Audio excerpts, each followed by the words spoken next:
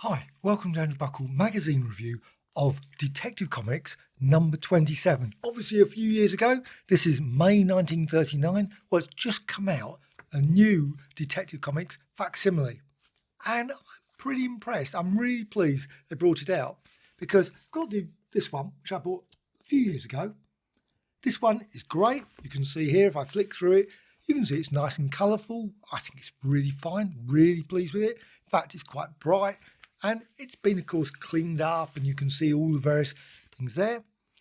But what they've done now, they've brought out one that is actually probably, and I have, of course, got a copy of the original Detective Comics, as much as that would be lovely.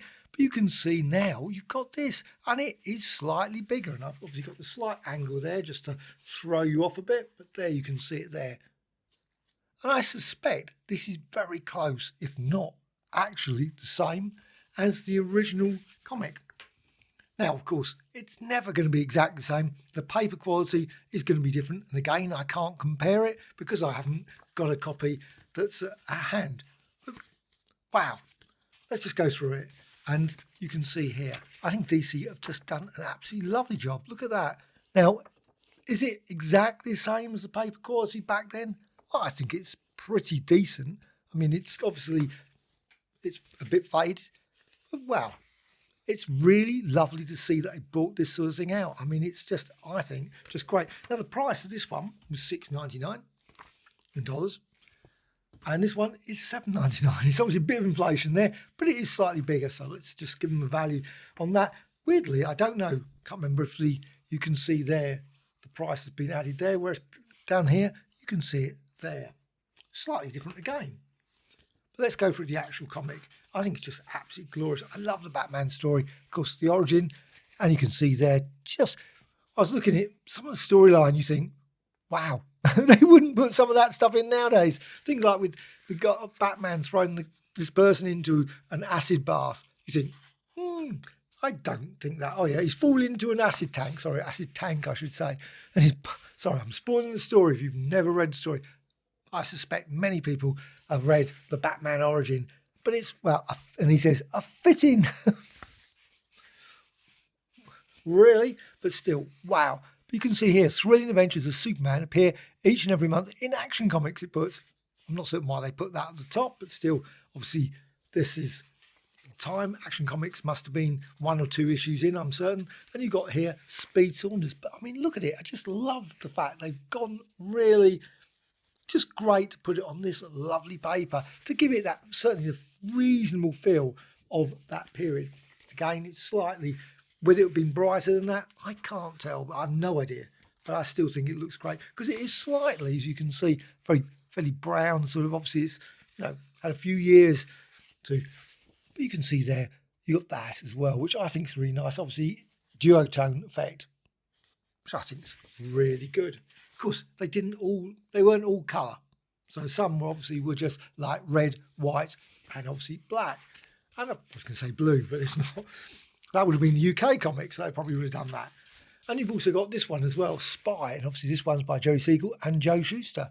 Obviously the creators of Superman. Dead! Good heavens, it says there. What's wrong as the guy collapsed forward? Probably seen how expensive Action Comics #1 probably is now. The Crimson Avenger. And you can see there, I love the fact they always had a little bit of a story there. Feared by the underworld, etc., etc. And it gives obviously details there of the creator.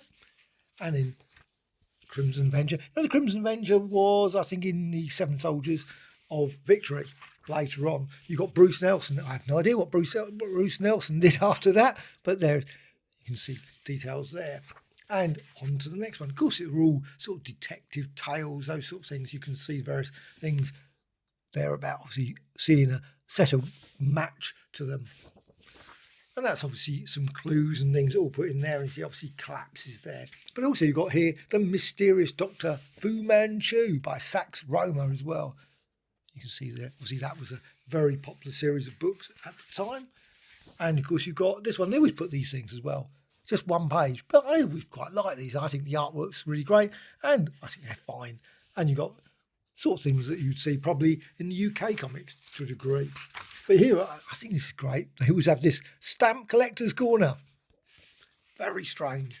Very strange. But of course, this is issue 27, so I suspect that some of these stories had been running for a while. So this one probably was in 26, 25, etc., and probably continued for many years afterwards. And then you've got Cosmo, the Phantom of Disguise. Obviously, Phantom, great sort of guy. Illustrated by Sven Elven as well. Again, red, white and black. And then on to the next story, which I just think is just great, all these sort of tales. And you've got their Plainclothes Pete. So a bit like Paste Pot Pete, but they're by Algier. Joe, we're tackling a hard job, he says there. And you can see, obviously, more a comedy one, that one, I think, than the other one. But you've got Slam Bradley. Now, he, of course, went on for many comics after he still, I'm certain, turns up in comics now. But you got that story. And I think he was probably in the very early ones of Detective Comics as well. But I think this is just absolutely lovely. As soon as I saw this, I thought, wow. Now, I have no idea. Please put in the comments below if you know. I don't know about this, whether they're bringing out facsimiles of other ones like this, because, you know, obviously it's great to see it finally, this sort of thing. I would love to see Marvel do this.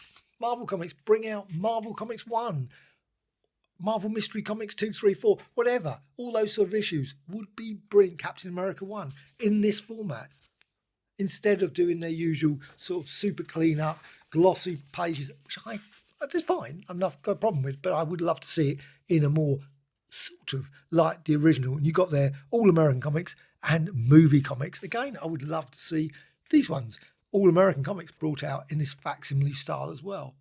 Is it perfect? No, I don't think it is. I mean, again, I can't say whether that colour, because I've got no example to compare it with, so I can't say this looks different or not. But it just looks to me absolutely great. And you can see their complete movie show for 10 cents. Wow, Stagecoach and The Saint Strikes Back. And you can see, obviously, Arizona Legion and The King of the Turf. And also continuing red, white and blue. So what issue was that? That was issue 2.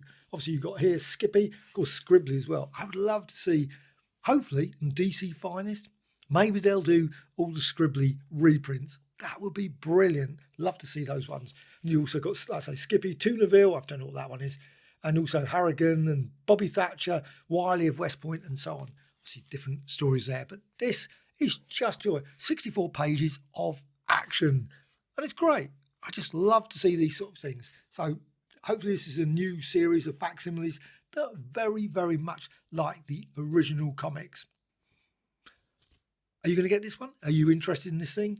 Are you interested in any of these facsimiles? They seem to be loads of facsimiles. Marvel obviously producing odd facsimiles as well. And also DC. I think DC do some really nice ones. I'm really always pleased to see a DC one. And this one is certainly a big surprise. As soon as I saw it, I thought, that I'm definitely getting. So this one, number 27, May 1939, obviously just come out. And it was $7.99. I think I paid $7.99, £7.99, that sort of price anyway. I bought something else with it. What did I buy? Oh, yes, I bought this as well. This was great. I've been looking to finish off all of the Unknown Worlds of Science Fiction. And I thought, oh, yes, finally, issue 5, got all the issues for that, other than the annual one. Still got to get that.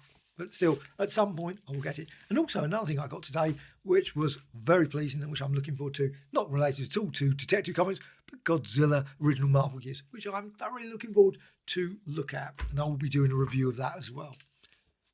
Hope you found this of interest.